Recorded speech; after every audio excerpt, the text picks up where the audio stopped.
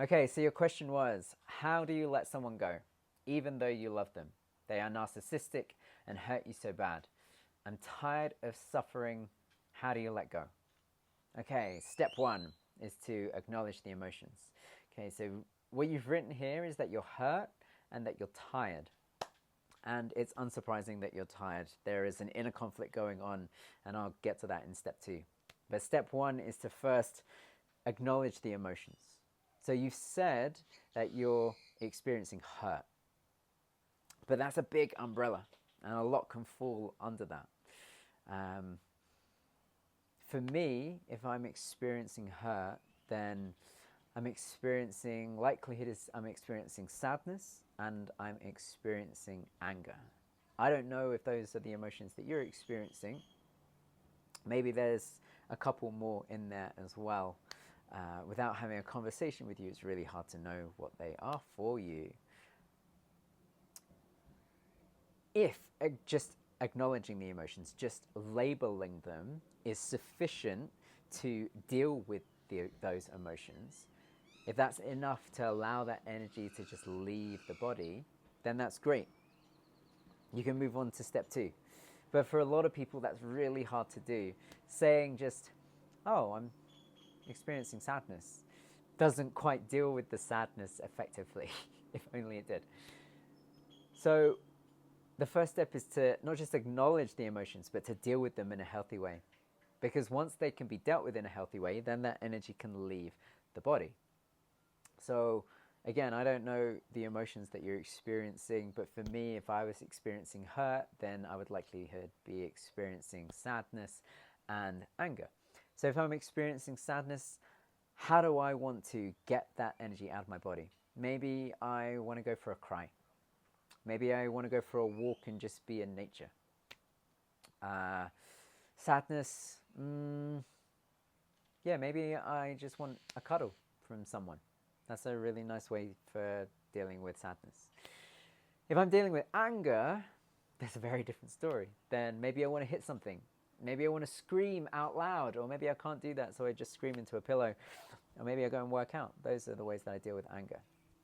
I don't know how you process anger, and I don't know how you process sadness. Those are just some options that I use. I don't even know if those are the emotions you're feeling. If there are other ones, then finding out how to deal with those emotions in a healthy way is going to be step one. That then creates the space to move on to step two, which is understanding the underlying stories. Now, what you've said here is that they've hurt you so badly and that you love them and that you're tired of suffering. And of course you're feeling tired.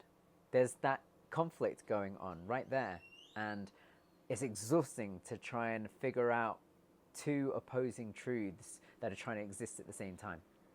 So a part of you appreciates and acknowledges that they've hurt you badly. That's a bad thing. And then another part of you still loves them, which is a good thing. So those two truths are trying to exist at the same time, and that's proving exhausting for your mind because it's trying to figure out how that can be, and it's struggling.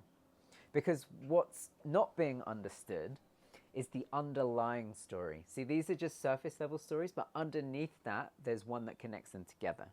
Now, without getting to talk to you, it's practically impossible for me to figure out what that is. I'm trying to just fill in the blanks here. But what I want to say is that you have a high tolerance for love. And how could you not if someone hurt you that badly and you still love them? And that's a beautiful quality. But I don't know if that's your underlying story. That's just my best guess. That's what it would be for me. Once you found that, then it's the opportunity to have gratitude for understanding what that underlying story is.